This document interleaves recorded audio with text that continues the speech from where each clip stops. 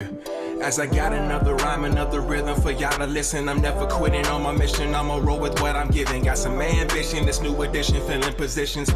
Looking at the void in myself and feeling what's missing. Better watch the way you going, better go in the right direction. In the moment you stressing, but you gon' be counting blessings. And I know that for certain. Keep on working, open curtains. Haters swerving, cause they ain't ready for your final version. Whoa. I'm never gonna give up. Fall down, I just gotta get up, yeah. You're listening to the Tom Ficklin Show on WNHH LP 103.5 FM, your home for community radio. Happy Friday, New Haven. Happy Friday, Connecticut. Happy Friday to the world. And thank you to 103.5 New Haven for the time. And thank you to Tom Ficklin for giving us this time. Today, I want to get into a conversation that I think our policymakers, our legislators, and our school leaders are not getting into. They used to conduct exit interviews to ask people why they're leaving the profession. And when they did that, they would use that data to try to improve the future. We're not asking people who are leaving our classrooms why they're leaving. So we do have a teacher shortage, and we've had a couple of shows on that, and I want to dig in depth. So today I have two exceptional former classroom teachers, dynamic in every way and well-known. And in reality, they were gifts to students in their classrooms. And it's almost as if I wish they would have never left over there. I'm certain the communities they taught in would be saying the same. So we have Dr. Christina Christian, and she'll be here today. I'm going to she'll introduce herself in a minute. I'll ask them to introduce themselves quickly, talk a little bit about their passion. And then we're going to get right on to the question that I feel our policymakers, our boards of education, our district leaders, and our administrators should be asking. What would make you stay in teaching? And then we have Quentin Elemayu, who will be over here, future doctoral student and a friend of ours and former guest on the show. He will do the same. So, Christina, could you begin just a quick introduction and tell us about your passion? Yes, Christina Christian. I am 28-year veteran of special education from North Carolina. I just returned to Connecticut after about 29 years and was so passionate about education, public school education, working with students, specifically those with behavior disabilities. But it got to be an almost impossible task. And the stress level got to a point where it came down to a decision of health, mental health, obviously being part of that. And as you age, you need to start taking better care of yourself. And I knew that it wasn't possible to continue to work in that field. So I transitioned to a public university where I'm able to prepare special educators for the classroom. I am so grateful that we still have people who want to do it. I mean, I ran because after nearly 3 decades, I was out. I didn't have anything left to give, but just knowing that we have people who still want to do it and they're passionate about it. They're passionate. So that excites me. Excellent. Quentin, you're up, sir. Hi, everyone. I'm Quentin Alamayu. I'll be Dr. Quentin Alamayu as of December 3rd, 2022. Yes. Yay. I'm very, very grateful for that. It's been a long journey. Prior to getting my doctorate, I'm taking a year off right now. I'm taking a sabbatical because of the last 3 years specifically of education, but I could even say it started from the beginning. I've taught in middle school for 6 out of 7 of my years of teaching and enjoy the kids and enjoy the work. But whether it was being told at one point that if I wanted to stop being treated poorly for, my race, then I should change my last name and stop wearing dashikis. I had a white colleague at one point when I was at a high school introduce herself to me and talk about how, and I'm going to use the appropriate term now, Negroes like me when she was younger. And then she went into this whole conversation. And when I pushed back on the term, she told me I was trying to revisit history and change things. And Those are the easiest ones. Oh, Most boy. recently, and I talked about this last time, I was put on indefinite paid leave, being accused of berating some of my colleagues. And luckily, I just so happened, because I didn't trust anyone at that point, to tape the conversation that I was accused of having. And I was told before they actually heard the actual thing that I had been cursing and all of that, when in reality, I hadn't. And not only that, I was crying and I was asking this person to just leave me alone so I could do my job. So long story short, for me, education has been a little bit of both. It's been the greatest thing in my life. It saved me, but it's also been one of the most heartbreaking things as well. And so I'm excited to be here today because I want to talk about the things we aren't doing well, but also talk about the ways we can right this ship, because I truly believe in the power of education and democracy. And I feel like that's what's being attacked right now. So we've got a good intro here, and we're not talking. I'm not talking with teachers that ran. No. I'm an old Golden Glover, and what we do is we dip, we dodge, we move, dodge that punch, and we come around on the other side. Christina, you didn't leave the fight. You joined the fight exactly where we needed you. Yeah. You're jabbing, you're in there winning that, and so is Quentin. Quentin, you'll be probably a professor at a university, Yes. inspiring and lifting, just like Christina is in the place she's supposed to be at the exact moment. So I love that piece. But let's go follow the format again. And Christina, not as the professor, Mhm. but as the former special education teacher who worked with our students who needed the most Mhm. compassion. Those students, what could North Carolina, because we'll mention she was in North Carolina for 27 years teaching over there. What could your school have done to keep you? Is there something they could have done? Or keep not just you? What I'm really saying is all of our Mhm. special education teachers. And we've got this everywhere I go. My policymakers are saying we need to attract teachers of color. Well, I have 2 teachers of color right here that Mhm. you didn't do enough to keep. Not to Yeah. say you, but Christina, could you tell us, could there be some simple things that could have been helpful? Simple things, I think the simplest of all is to allow us to use our degrees. That's the simplest of all. I often think about bankers. No one tells a banker how to do banking. No one tells the accountant how to do accounting. So you look at these careers where people go and they earn these degrees to do the job, and they don't have to worry about people micromanaging them and giving them a completely a curriculum that does not meet the developmental needs of the children. And so the one thing that the district could have done many years ago, let me just add that, because the last 2, 3, 4 years, the years following COVID, those were just a continuation of the same. The refusal to allow us to use our degrees, to use what we had learned in our undergraduate and graduate programs, that started where I vividly felt it. That was back in probably 2008, where I began to tolerate the field.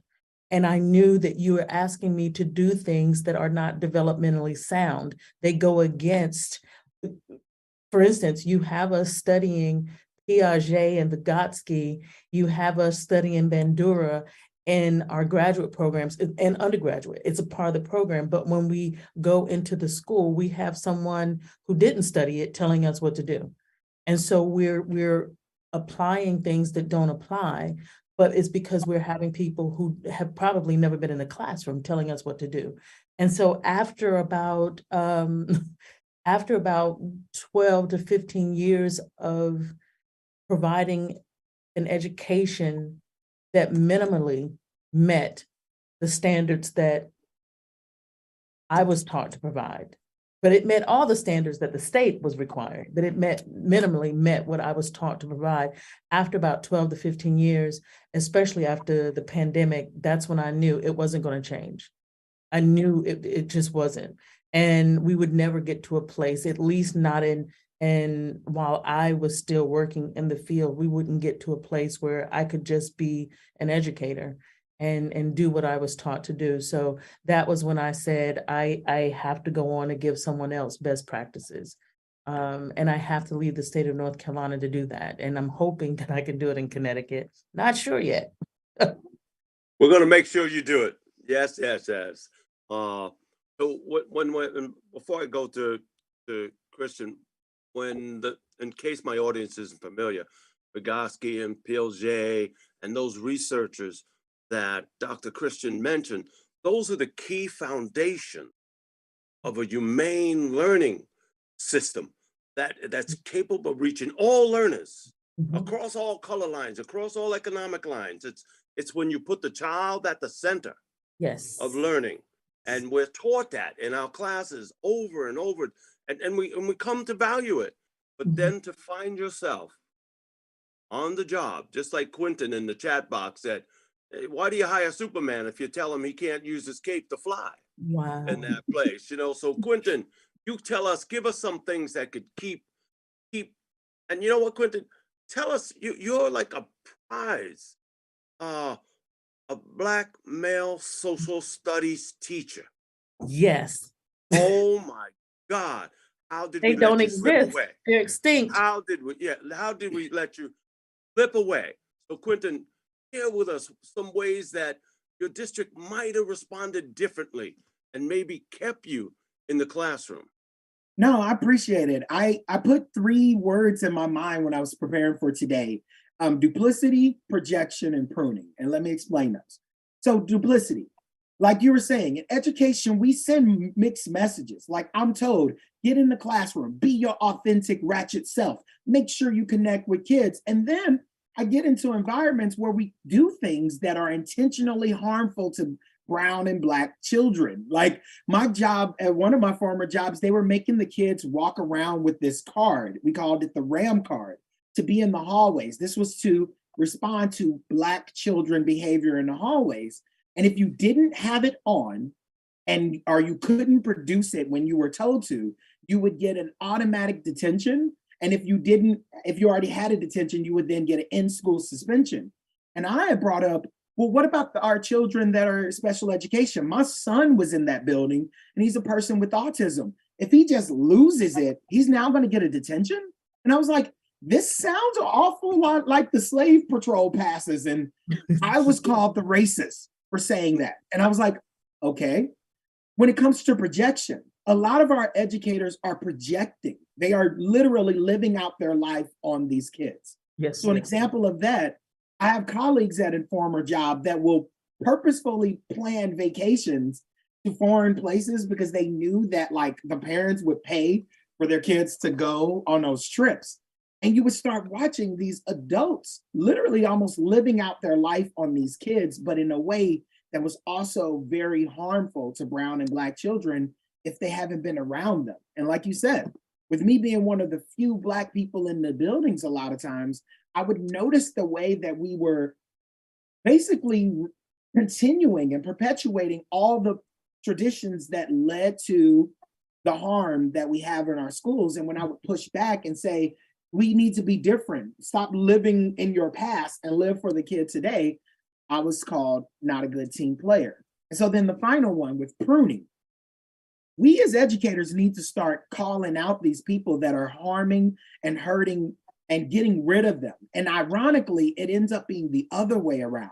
The social justice warriors, the people that are in these classes fighting for equity are the ones being pruned. I just read a story in St. Louis, because that's where I'm from, where one of our teachers, it was a male who was the Gay Straight Alliance liaison for the school.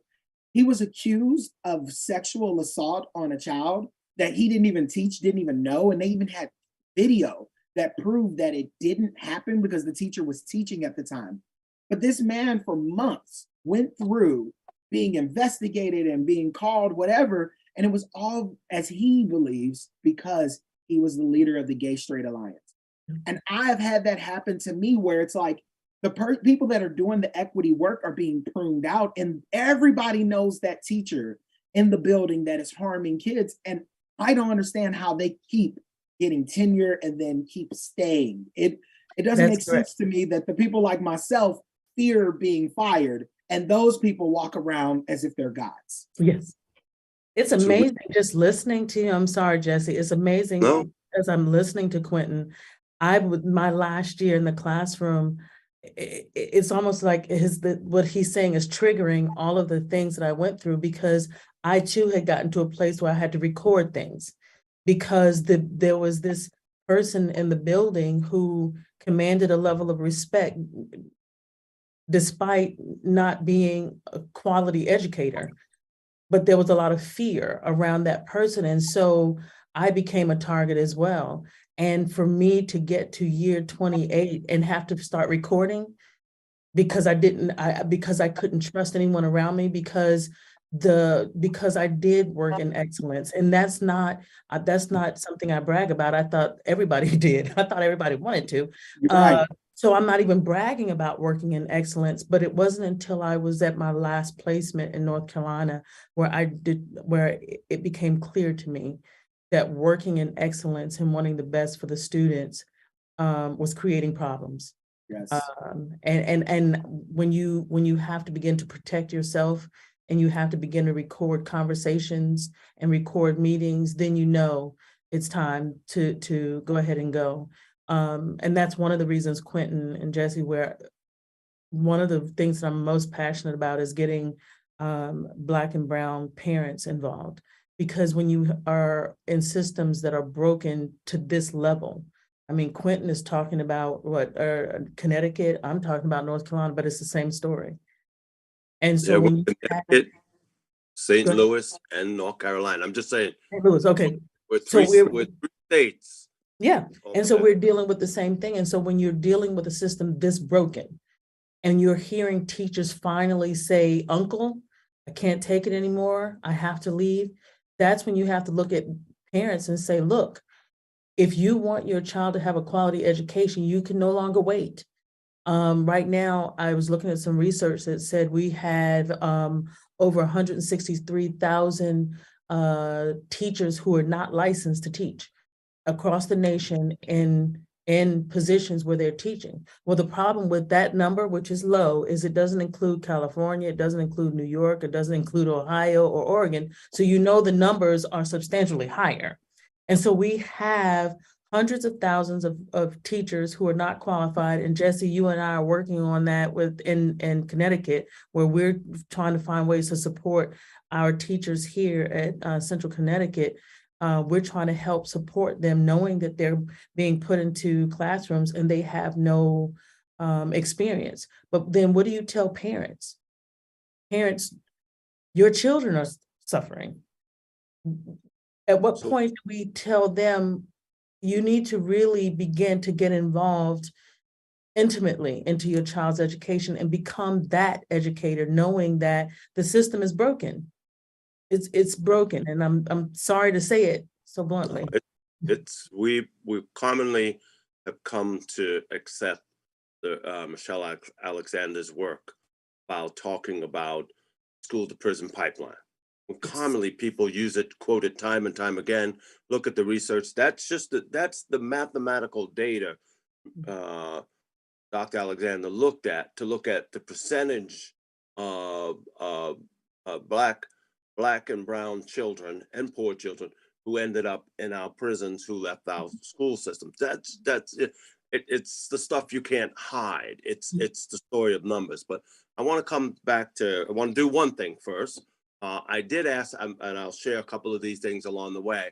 I asked my graduate teachers who are giving away $6,000 worth of free tutoring this semester to kids in the surrounding communities here, and paying to take the class. I asked them, what would make you stay? Because they've all been talking about this. Half of them probably teach in urban communities, and all half of them are looking to leave those communities. And you see, they're hearing that everybody's not as abused or in a toxic situation. If I'm in a suburban or affluent community, it appears the services are there, the IEPs are respected. And so they're leaving and they're getting these jobs. And I'm wondering who's left. But coming back, I asked them, what would make you stay in there?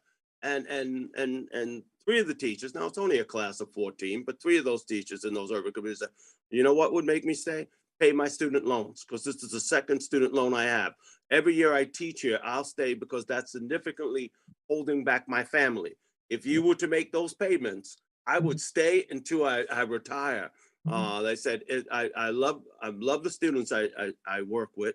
I love, you know, I enjoy the families I work with. I just can't put up with the toxic stuff in there. So that's one solution. Policymakers, legislators, if you listen, why don't you start paying the student loans of those urban teachers? You know, my students are on student loan number 2 in our graduate program. That would keep them there. That's from, what do they call it? From the horse's mouth. That's them. The second thing, I want to come back to what Christina's mentioned. And I want to explain something quickly. We are putting the social ills of society on our public schools. And the truth is, our children spend 13% of their lives in public schools. Where do they spend the other 87% of their lives? And that is what Christina's talking about. Could you tell us, like, especially when we're talking about students with behavioral challenges, you work with these families, you did work with them, and I'm not seeing across the board efforts to help those parents to negotiate the system. So could you give us some ideas of how to help parents, and then we'll talk to Quentin after that. You know, one of the things that I firmly believe we need to do in education is like demystify it. While I do understand, I've been in the field long enough to understand the policies behind it. I get it. I understand that with every new administration, every new president and administration, we change, we shift again and again. I get that. But when I say demystify, I mean, we have created wording around education that has utterly confused parents. And I'll tell you, my husband and I both are educators. And when our children were coming up, the changes that they made to math, I couldn't even help my children in math. And I remember one day, because it was the strangest thing that they were asking, I actually went to our oldest son's teacher and I said, he doesn't understand, because she kept telling him that he was doing it was division. He was doing it incorrectly. And he came home and he was upset. And he said to me that my teacher said that I couldn't do it the way you were teaching me anymore. So I knew he was upset. I was confused because I don't know what newfangled method they were teaching. So I had to go to the school. And again, at this point, I'm in the doctoral program, earning a degree in special education. And my husband has master's degrees in education. He's an administrator. And we're both scratching our heads saying, but you keep wanting us to help. How do we help? And so I finally went to her and said, well, now, do you want me to come and sit in your class so you can teach me the math so that I can teach him? Or is it just enough that he understands the concept and he can do it correctly? Because I'm confused. You can't tell me help you and then bind my hands. And so when I say that, you know, one of the things that I think we really need to do is help parents understand the ease at which they can help their children. And one quick example, if you take your child into the kitchen when you know you have to cook dinner, you can pull out a can. It doesn't matter what you pull out. If you pull out a measuring cup, you can help that child understand fractions. If you pull out a recipe, even the recipe on the back of a box, you can help that child understand reading comprehension. You can help them understand how to apply the information on the back of the box to what they're doing. Do you know this is what we're doing in school, but we create language around it that makes it confusing. So parents don't even know that what we're teaching is cooking. What we're teaching is measuring a room so we can move furniture around the room. What we're teaching you to do is as simple as you can learn by playing a game of checkers. And so what I want parents to know is that there's so much you could do at home with teaching your child to wash clothes, iron clothes, help you cook dinner, order something off of a basic menu, little things like that. This is what we're teaching them. This is what we're teaching, but you give language around it that keeps parents from understanding how simple education really can be. And so for me, equip parents with this information, and that's half the battle. That's half the battle for us as educators. And I want to jump in if it's okay, because you said demystify, and that actually connects to a lot of my research. So when I was a master's student, I worked as a research assistant, and we did a paper that we presented at CUFA, which is the College and University Faculty Assembly. That's the research part of the National Council on Social Studies. I presented in Boston, and it was called Desired Epistemologies. And we talked about how when students walk into the classroom, they have understandings of who they are, of what they think that the social studies class should be and how it should look. So when, as a teacher, if I'm teaching a skill-based social studies class, if I'm not saying memorize these 50 states and dates and whatever, that can be discombobulating to students. But I saw it worse than parents. I had a parent one time yell at me for over an hour and a half on the phone, telling me that I was not teaching their child social studies correctly because he had a C in my class, because I was the first teacher to give him a C. I didn't give him a C, he earned it. And he earned it because he was not doing the skill. And when I was explaining to the parent like why this skill is important, she then went on a tirade about how focusing on skills is not right, that you don't make up history, that lawyers don't make up arguments. And I was literally thinking, that's exactly what lawyers do. They take the law and then they analyze it in a way that benefits them. But I just sat there and listened and took it for an hour and a half. And I bring that up now with the demystifying, because then my doctorate, the title, and I grabbed the little thing because I was like, ooh, I can have a visual aid. But the title says, Excellence or Tyranny, How Hard Lessons Demystifies Predominant Public Pedagogy of Magic Negro Males in Education Biopics. Basically, what I looked at is, if you ask me right now, name a teacher that, like in public, an example of a good teacher that you've seen promoted in film or TV, most of us will say, Lean on Me, right? Mm-hmm. Do you know that is the direct school to prison pipeline? Because first off, Joe Clark literally went from a school to prisons and became a warden of a juvenile detention center. He also said a lot of very horrible things about brown and Black people and students. But that was what I was expected to be. That's what people told me being a good male educator is. And so then I started just looking, where is our Mary Poppins? Where's our Mr. Holland's Opus? Where is any of these stories of Black female or male teachers? And I started noticing that they've been magic Negro mailing us. They've been having these people who come in to serve the interest of whiteness or white supremacy, test scores, and then leave. But they never tell you the whole story. They never tell you that Joe Clark didn't actually bring the scores up, that he fired teachers without due process, that all the kids that he kicked out, that would have been a violation of faith. And so I found this movie on Netflix called Hard Lessons, which is about George McKenna, a superintendent out in Los Angeles, that he's a former superintendent, but he's still on the board. And it is an amazing movie that shows working with parents and other people. And you can barely find that film. And I'm bringing that up, and I use that demystify because as a Black male educator, I'm always told, if you get in a classroom, you're a hero. There's not that many of you. But the second I get in there, people expect Black children to just naturally connect with me without understanding it takes work.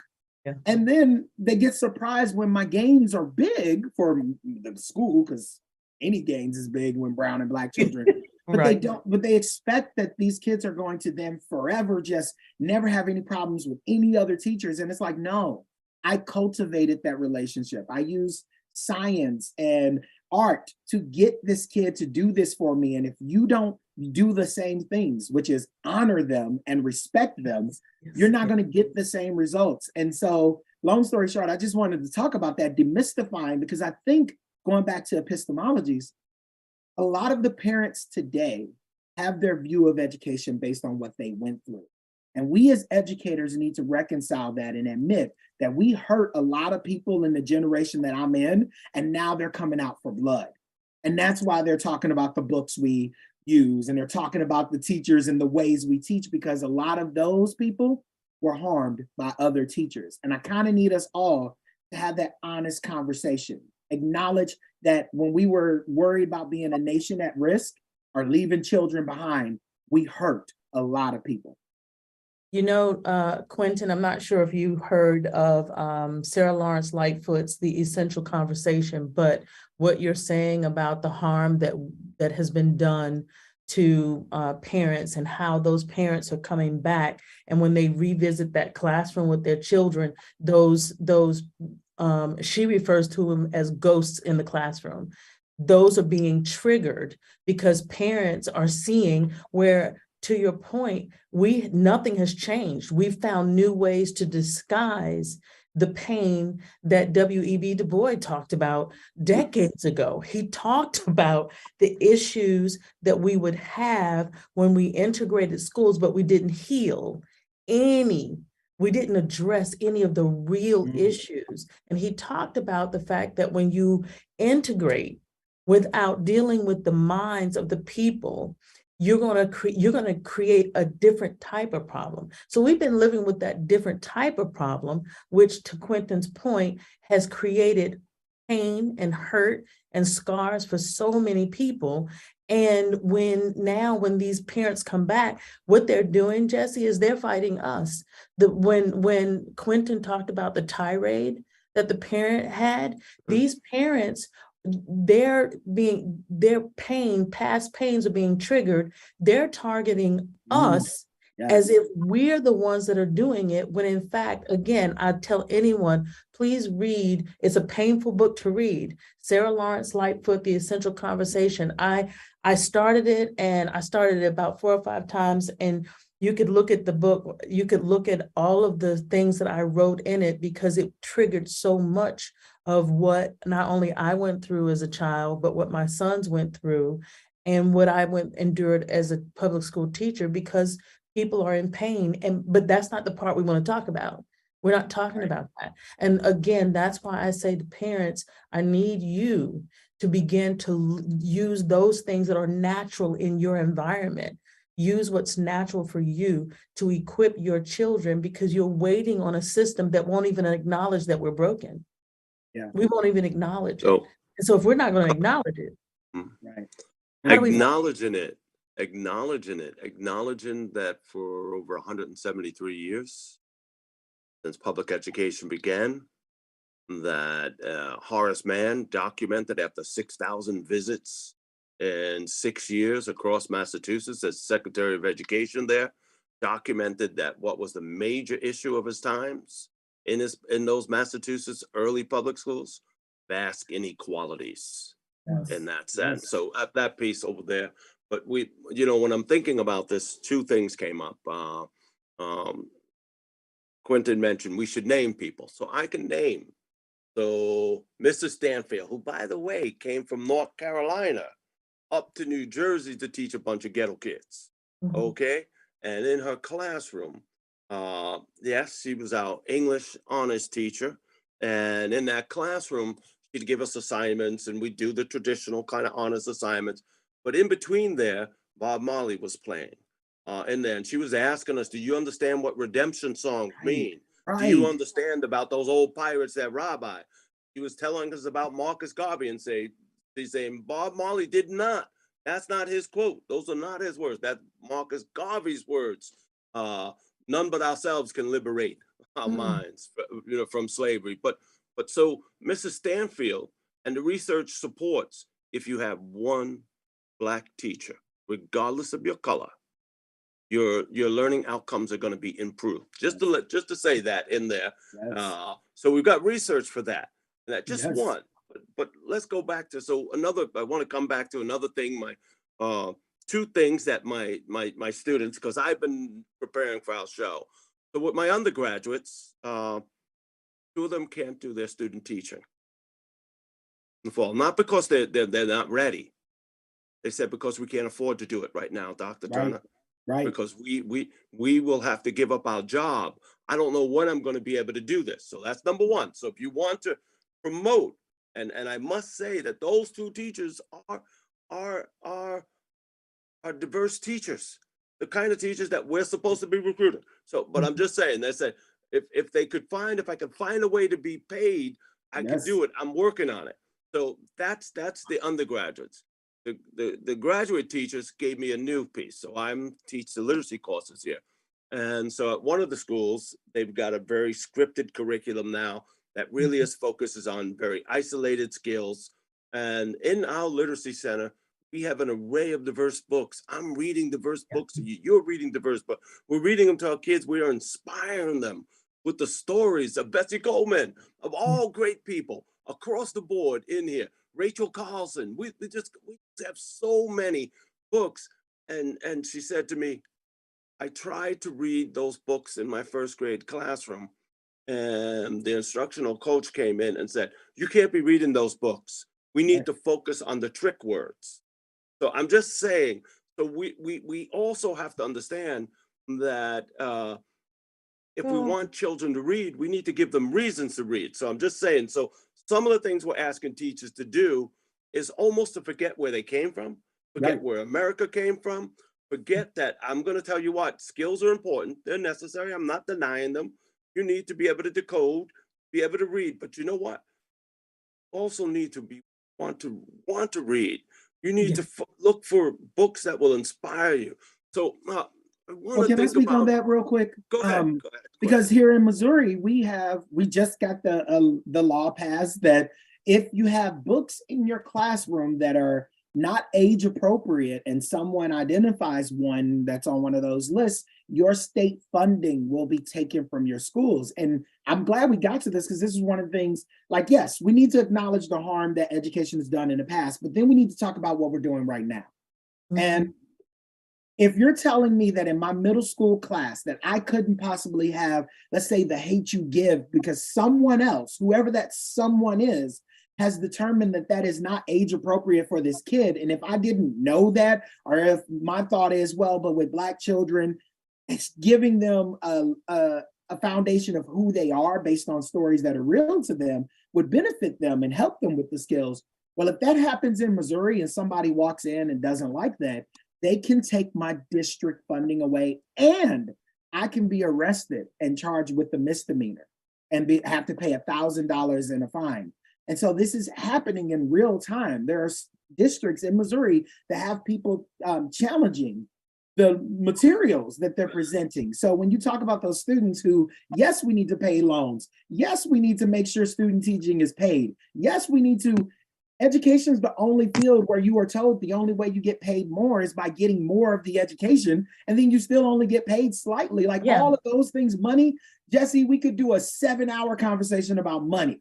But if we're talking about once you actually get in there, if you're telling me that some person can determine that a book like Mouse, is it Mouse or Mouse? I can't remember how to say it.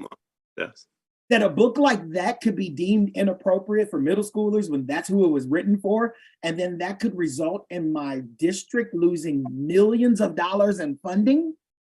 Now you're basically telling me that you get to decide what text I put in front of my kids. And I'm just be real with you. When I was cleaning out my classroom in an urban district, well, I'll just say it, in a Black school district, I stumbled onto books, and I can show you it. It said Slavery Defended, and it was a book that they used in a Black school as recently as like a decade ago, where they were arguing the defense of enslavement. And so to answer you, Jesse, like if you want to talk about reading and stuff, I don't even know what books we can put in front of kids anymore, because books like The Bluest Eye are being banned in Missouri as I speak. So what you're saying, Quentin, I'm listening to you and I'm thinking back on research that I was just looking at in the Library of Congress that talked about how when slavery ended and Blacks were able to be taught to read, even then, there were still places that said you can't. And if you teach them, you could be jailed. You're definitely going to be fined. And it created a list of all of the things that would happen if you taught them to read. And so what I'm hearing is, okay, you can teach them to read, just don't teach them to read everything. And if you teach them to read everything, then we're going to do what we did back in the 1860 something, where you can be jailed, you can be fired. So you see what I'm saying? W.E.B. Du Bois was right. We're wrestling with the same issues that we wrestled with during the time when this country was where we had the slavery. And even when it was ended, the only difference was how you went about creating restrictions. And so what Quentin is talking about is a continuation of restrictions that right now teachers are finally getting tired of. Teachers are saying, you've told me what to do long enough. You won't let me use my degree, but I still have to pay for all of them, but you won't let me use it.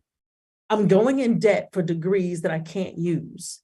And then you're allowing parents to berate me in my classroom. You're allowing parents to call the office and the superintendent's office, and you take what they say and you come down harder on me. You're shackling me. You're making it harder for me to do my job. You're making it impossible for me to even appreciate the degrees that I have. And so you finally, I mean, look at how much teachers have had to endure to finally say, okay, that was it.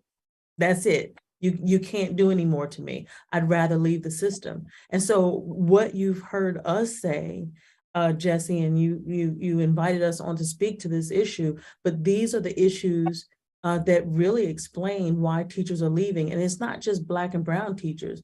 We have plenty of white teachers out there who are saying the same thing. How can you shackle me when this is, you hired me to enlighten our children. You hired me to educate them, to really educate them, but you won't allow me to do it.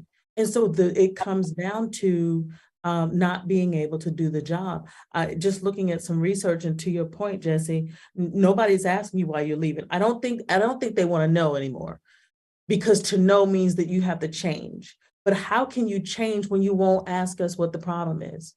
So you can see how the situation is going to get worse before it gets better, because you stop asking us why we're leaving. And if you don't know why we're leaving, you can't begin to make the changes necessary to keep us in there. Can I add real quick about the money thing, just to support you even further? They need to be real on what the actual salary is. So like my cousin is one of those people that'll be like, all these teachers complaining about how much money they make, but when I Google it, they make it $65,000 a year on average. It's like, first off, take 17% of that away from me, because that automatically goes to retirement. Take another 17% away from me because of taxes. Take another 10% away from me because of Social Security and Medicaid. Now add that I'm a father, and so I pay $1,200 a month for insurance out of my check before it ever hits me. And then remember that I have kids. I spend about $200 to $300 a month on snacks for children that come to school because they don't have anything to eat. I spend $1,000 plus a year on technological resources, on pencils when your kid comes to school with nothing. And I really need people to understand, most of us are okay with knowing that we're going to be not paid a bunch of money. But we are getting upset when you don't tell people what the real numbers are. So I've put my real check online so that I even tell my students, I have students that make more money than me right now because they make $20 a month, or an hour, I mean. When my wife was working at Sam's part-time, she was making $1,200 every 2 weeks. Yeah. My wife right now, as an educator with the master's plus 30, which means 30 extra credit hours, makes, after taxes, $1,200 every 2 weeks. $1,200 to take care of a family. I'm trying to tell you, like, it's not about the money. It's also about all these ways that you're not informing the public what really affects us. And then my wife is still that teacher that buys breakout boxes and buys snacks and takes her kids and buys Raising Cane's because they did so well in her class. So I don't want people to think that when we talk money, we're always talking about like pay me so I can be balling. Some of us just want to be paid so we can survive. Yeah, to pay the bills, to just to pay the bills and be able to eat too. And because I don't think, to your point, I don't think people realize I'm still paying my loans back for my doctoral program. I'm still paying that. I entered the doctoral program 20 years ago, 20, but I'm still paying that because I don't get paid enough to completely pay it off.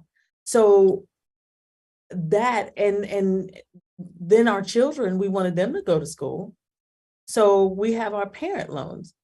So you're looking at us and you're thinking we're making all this money. No. And by the way, when Quentin said the average pay is the average, because in North Carolina, I don't know how they do it in other states, but in North Carolina, it is well known that the last 5 years of your job, you don't get any raises.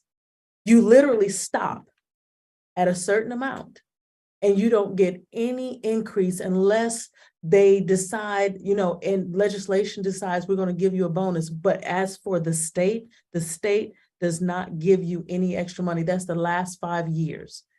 Imagine working for 5 years and not getting anything extra. You get no bonuses. And $65,000, I think I'm still thinking about who actually gets that in North Carolina. It may be a superintendent, but teachers don't get that. Teachers don't get to that level. So with a doctorate degree, I got to like 56 with a doctorate in 28 years. Yeah, And that was my salary. so we know that because the media will say we're just grumbling for more money. And I think Quentin and you have made that piece over there. My friend Dean Julian Vasquez Helic, who is the Dean of Education at the University of Kentucky, and by the way, bravo, he is now moving to the University of Michigan to become the provost. The loss for the University of Kentucky, but it's a gain for his home state of Michigan. So, but he always says that when he talks to teachers, he starts when they're freshman year. As soon as the freshmen come to a campus, he runs out and meets them in some kind of setting, and he asks how many people want to be teachers. And he says the number's very small now. It's maybe 4 or 5%. The research says in the 70s it was 80 to 90% wanted to be teachers. And he starts reaching out to them. And he usually does, and I think Quentin and you have made the point. He said, how many of you want to be teachers because you're going to make a lot of money? Raise your hand. Hands go up. He says, how many of you want to become teachers because it's going to be easy and you're going to have summers off? No one raises their hand. So Julian says, how many of you want to become teachers because you want to make a difference in the life of young people? And he says, how many of you are willing to make a difference, even if it's just one?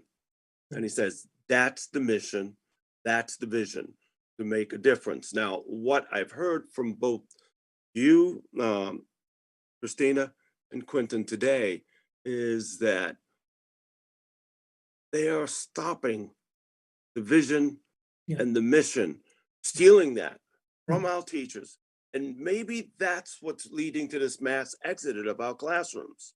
I never came into this profession to make more money. I'm still paying student loans back as well, Christina. My wife is like, what the heck was that? I thought you were going to make some money. But anyway, I'm still paying them back. And, and I'll probably be paying them back when I retire. That's how crazy it is. But in the sense that we are asking people to spend their own money, as Quinta said, to buy the pencils, buy the snacks, buy the books. I've done that. I still do that. And we're doing that. We're asking them to spend their own money to supply their own classroom. And I will say there's another element here. And the element is when Michelle Alexander talks about Jim Crow and talks about the new Jim Crow being the school system, what I'm saying is systemic racism 101. What are we doing?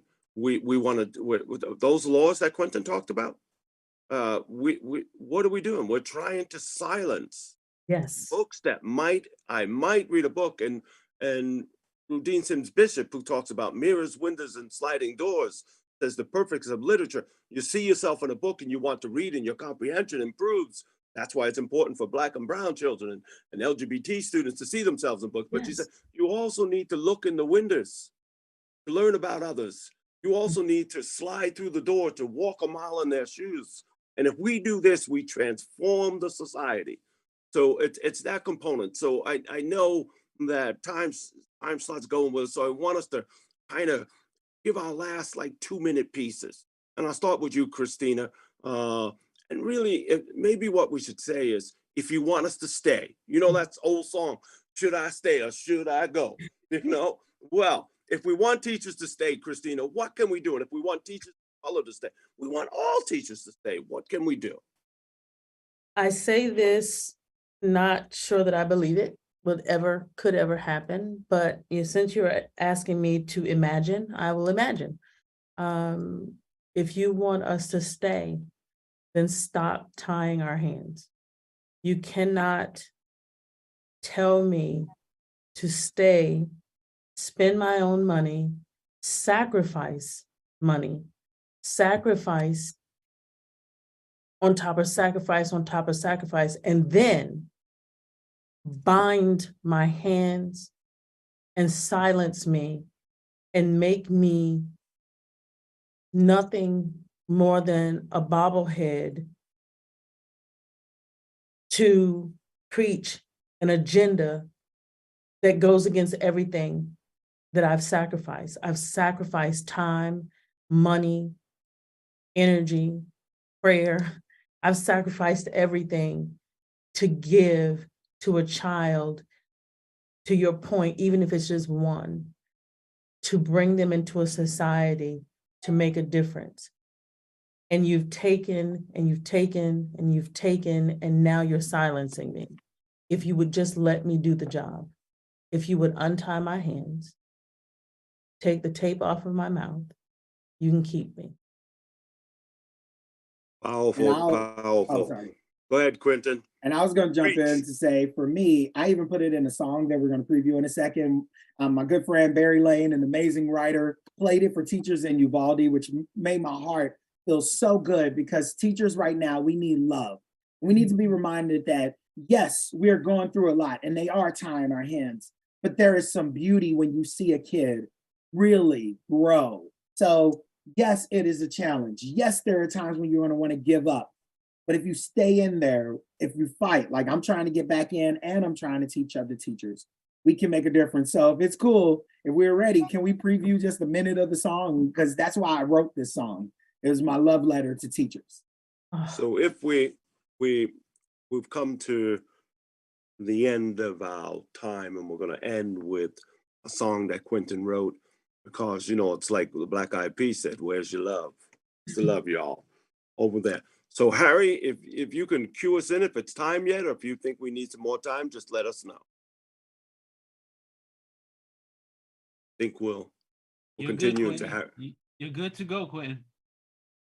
Go ahead, Quentin. I can't hear Quentin anymore. Yep, I think, well, Can you hear me now? waiting, Yes. we can hear you. We're waiting for you to play the song. All right, here we go. Everybody, here it is. Can you hear it? Get a little louder. Stand up. Let's go. I try so hard to teach them, but sometimes it's hard to reach them. I can't give up. Oh no. The same song. The teach them in different places. If you need to practice in here to see them wrong.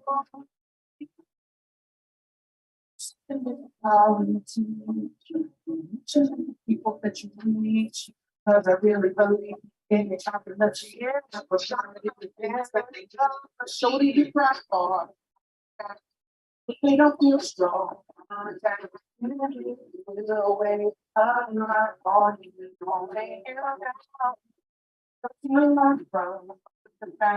the one concerned for the way that they act. You'll never get all that you're teacher, people complain apart. Science, it is a work of art. Each lesson, you get the chance to be doing magic. Young generations, that's what appealed to me. I try so hard to teach them, but sometimes it's hard. So I sent the link to Harry Beautiful. so you can see it in the chat if you all want to hear it, because he said it's a little choppy internet. You know how it is. But I would love for people to check it out. It's my love letter to teachers. It's going in a musical I'm writing about my career. And it's just a song that's talking about the love that and why we do it. So I put it in the chat. Please check it out. All right, and I think Harry's ended our show, I think, at this point. But thank you, New Haven. Thank you, 103.5. Thank you, Tom Ficklin. Thank you, Harry, for being a wonderful engineer. Then I think we're set. All right. Goodbye, folks. Here.